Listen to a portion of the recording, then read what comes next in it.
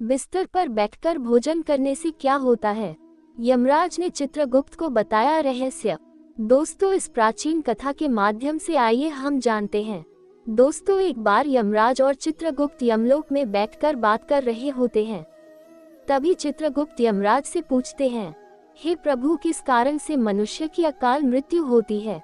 कौन से मनुष्य को संतान सुख नहीं मिलता है? और कुछ मनुष्य की मृत्यु शिशु अवस्था में ही क्यों हो जाती है? इसके पीछे क्या कारण है?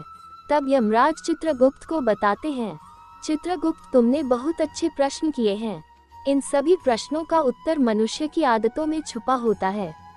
मनुष्य जिस प्रकार का आचरण करता है, उसे उसी के अनुसार सुख और दुख भोगने पड़ते हैं। मनुष्य की अकाल मृत्यु होने के पीछे ही उसकी आदतें ही कारणीभूत होती है। तुम्हारे प्रश्नों का उत्तर बताने से पहले मैं तुम्हें एक अत्यंत महत्वपूर्ण कथा सुनाता हूँ। इस कथा में तुम्हें तुम्हारे सभी प्रश्नों के उत्तर मिल जाएंगे, इसलिए तुम इस कथा को ध्यान से जरूर सुनना। जो भी इस कथा का श्रवण करता है और इसका प्रचार करता है, मैं उसके 101 अपराध माफ करता हूँ। चित्रगुप्त कहते हैं, हे धर्मराज, आपके मुख से इस महान कथा को सुनने का सौभाग्य मुझे प्राप्त हो रहा है। मैं इसे ध्यान से पूरा अवश्य सुनूंगा। फिर यमराज चित्रगुप्त को वह कथा सुनाने लगते हैं। पूर्व काल की बात है। मगध देश में कुंडल नाम के एक प्रसिद्ध सम्राट हुआ करते थे। उनके राज्य के अंदर अनेक नगर, वन, पर्वत तथा सरोवर थे। महाराज हेमकुंडल अत्यंत गुणवान, बुद्धिमान तथा कुशल सम्राट थे। उनके राज्य में प्रजा अत्यंत संतुष्ट थी। प्रजा को किसी चीज की कोई कमी नहीं रहती थी।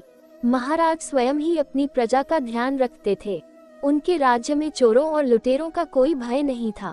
महाराज बड़े धर्मात्मा थे। उन्होंने अनेकों बार यज्ञ किए, दान धर्म किए तथा अनेक ब्राह्मणों और मुनियों को दान दक्षिणा दी। उन्होंने अनेक पोखरे खुदवाए, अनेक वाटिकाएं बनवाई, तरह तरह के वृक्षों का रोपण किया। इस प्रकार के अनेक पुण्य के काम महाराज ने किए। महाराज की पत्नी का नाम सुवर्णा था। रानी सुवर्णा अत्यंत सुंदर, गुणवान, रूपवान तथा चरित्रवान स्त्री थी।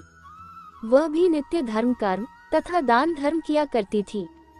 किंतु इतना सब कुछ होने के बावजूद भी महाराज को कोई संतान नहीं हो रही थी, जिससे महाराज अत्यंत दुखी थे। महाराज का दुख देखकर प्रजा भी अत्यंत दुखी थी।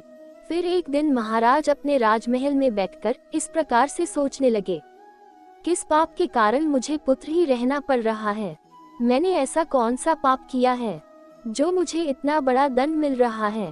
अब मेरी इस समस्या का हल केवल मुनि वशिष्ठ जी ही कर सकते हैं। इसीलिए मैं उनके पास जाकर समस्या के लिए उपाय मांगता हूँ। फिर महाराज अपने रथ में बैठकर मुनि वशिष्ठ जी के आश्रम जाते हैं। वहाँ पर मुनि वशिष्ठ जी ने उनका स्वागत किया और उन्हें बैठने के लिए आसन देकर पूछने लगे हैं, हे राजन, आज किस कारण से आपका हमारे आश्रम पर आना हुआ? कहीं आपने संन्यास तो नहीं लिया है? महाराज मुनि से कहने लगे हैं, हे मुनिवर, ऐसी बात नहीं है। आज मैं आपके पास एक शंका लेकर आया हूँ। मैं अत्यंत दुखी हूँ। आप ही मेरी शंका का समाधान कर सकते हैं। फिर गुरु वशिष्ठ कहने लगे, हे राजन, भला आपको किस प्रकार का कष्ट है? आप तो इतने बड़े राज्य के सम्राट हैं। आपके मन में जो भी शंका हो, आप निसंकोच होकर पूछिए।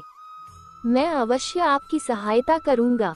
फिर महाराज हेमकुंडल कहने लगे, हे मुनिवर, मेरी कोई संतान नहीं है। किस पाप के कारण मुझे संतानहीन रहना पड़ रहा है? संतान के बिना मेरा उद्धार कैसे होगा? मेरे राज्य का उत्तराधिकारी कौन बनेगा?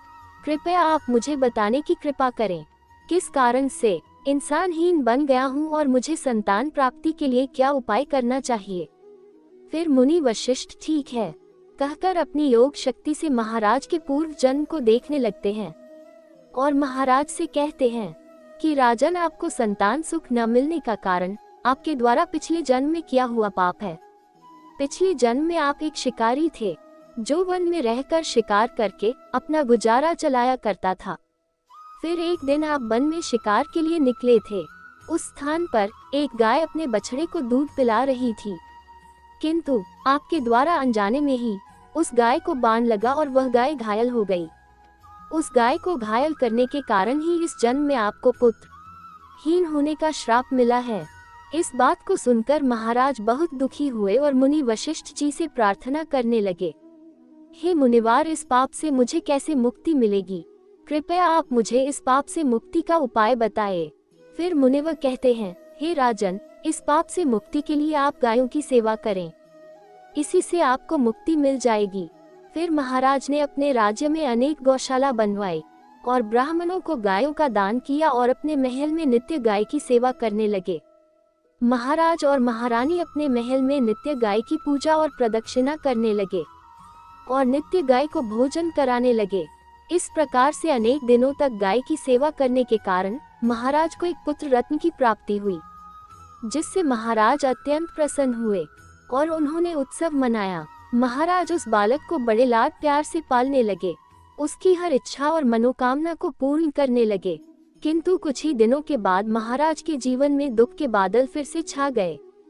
जब महाराज का वह पुत्र 16 वर्ष का हुआ तो अचानक एक भयानक रोग के कारण उनके पुत्र की मृत्यु हो गई।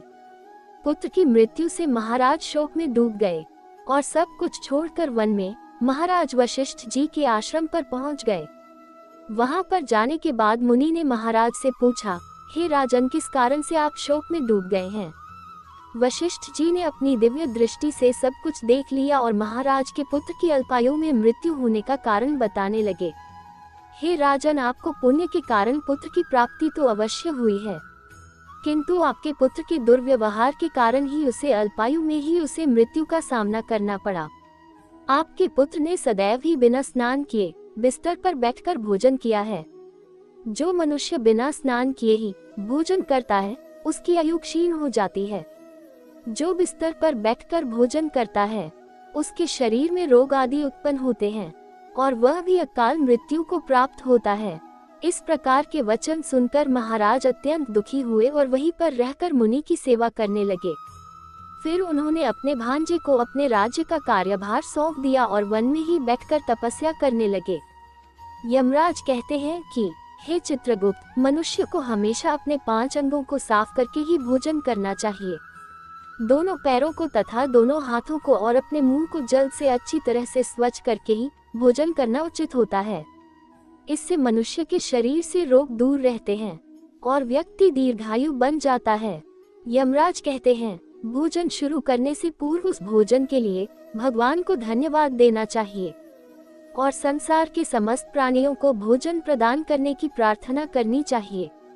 इस प्रकार से अन्न देवता को प्रणाम करके भोजन करने से मनुष्य को कोई पाप नहीं लगता है। यमराज कहते हैं, जमीन पर बैठकर भोजन करना ही श्रेष्ठ होता है। बिस्तर पर बैठकर भोजन करने से मनुष्य के शरीर में रोग उत्पन्न होते हैं और उसकी आयु कम हो जाती है। शास्त्र कहते हैं कि दहलीज पर बैठकर भी भोजन नहीं करना चाहिए। यमराज कहते हैं, 3 प्रकार का भोजन मनुष्य को नहीं करना चाहिए। जिस भोजन के ऊपर से कोई पैर रखकर चला गया हो अथवा कोई व्यक्ति भोजन को लांघ कर गया हो, ऐसे भोजन को कभी खाना नहीं चाहिए। ऐसा भोजन अशुद्ध हो जाता है। ऐसे भोजन को पशुओं को खिला देना चाहिए। दूसरों के द्वारा लांघा गया भोजन खाने से मनुष्य की आयु कम हो जाती है और उसके शरीर में भिन्न भिन्न प्रकार के रोग उत्पन्न होते हैं। यदि भोजन में बाल निकल आता है तो ऐसा भोजन त्याज्य हो जाता है। यदि अन्न में बाल निकलता है तो उसे ईश्वर को कभी प्रसाद के रूप में नहीं चढ़ाना चाहिए और न ही स्वयं खाना चाहिए। ऐसा भोजन प्रेतों को प्राप्त हो जाता है। यमराज कहते हैं, मनुष्यों को दूसरों के लिए परोसा हुआ भोजन भी नहीं खाना चाहिए। जो मनुष्य दूसरों का भोजन छीन करके खाता है अथवा किसी को बिना दिए ही स्वयं उस अन्न का उपभोग करता है, उससे देवी अन्नपूर्णा रुष्ट हो जाती है। भोजन सभी में बांटकर खाना चाहिए। दूसरों के हिस्से का भोजन करने से मनुष्य के पुण्य कर्म नष्ट हो जाते हैं। शास्त्रों के अनुसार हमें हमेशा भोजन को सम्मान देना चाहिए, लेकिन यदि हम बिस्तर में बैठकर भोजन करते हैं तो ये भोजन का अपमान करने जैसा होता है, क्योंकि बिस्तर सोने की जगह है। इसी वजह से यह कहा जाता है कि बिस्तर में भोजन करना माता लक्ष्मी का निरादर करने जैसा होता है। ऐसा भी माना जाता है कि खाने संबंध बृहस्पति और राहु से होता है। राहु को एक अशुभ ग्रह माना जाता है, इसलिए इसे हमेशा प्रसन्न करने के उपाय खोजे जाते हैं। मान्यता यह है कि बिस्तर पर बैठकर खाने से राहु भी रुष्ट हो जाता है और समृद्धि का ह्रास होने लगता है। इस प्रकार से यमराज ने चित्रगुप्त को मनुष्य के आचार विचार तथा अच्छी और बुरी आदतों के संबंध में महत्वपूर्ण दिया है। अत्यंत महत्वपूर्ण है। उम्मीद है आपको ये जानकारी अच्छी लगी होगी। वीडियो को लाइक जरूर करें। ऐसी ही आध्यात्मिक जानकारी वाले वीडियो देखने के लिए चैनल को सब्सक्राइब करें और कमेंट में जय मां लक्ष्मी अवश्य लिखें। आप सभी का धन्यवाद। मिलते हैं अगले वीडियो में।